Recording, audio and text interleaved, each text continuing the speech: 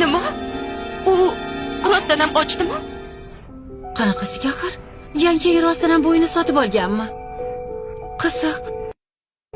O'zim ham bunga ishona olmayapman, lekin bu rostdan ham shunday.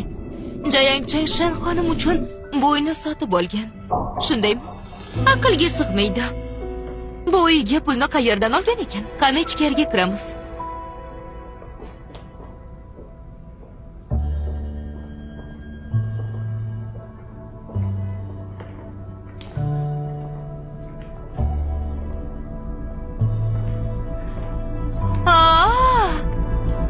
Gap bu yo'qda ekan.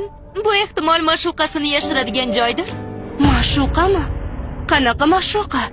Shen xonim, hali ham tushunmayapsizmi? Eringiz jangching, oilangizni yordamidan voz kechmagan.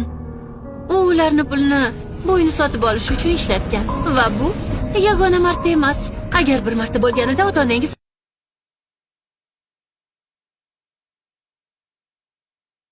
nima demoqchisiz? Shen xonim, hali ham tushunmayapsizmi? Eringiz oilangizni pulni ma'shuqasiga sarflayotganini aytayapman.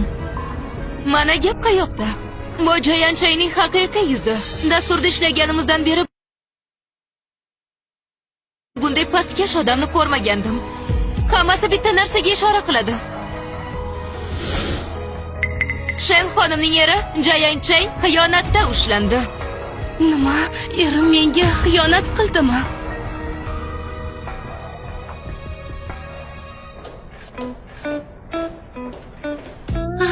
Nihoyat uydaman.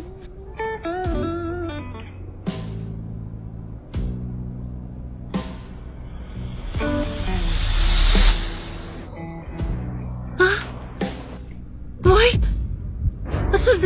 Sizlar kimsiz? Uyimda nima qilyapsiz? Sizni uyingizmi?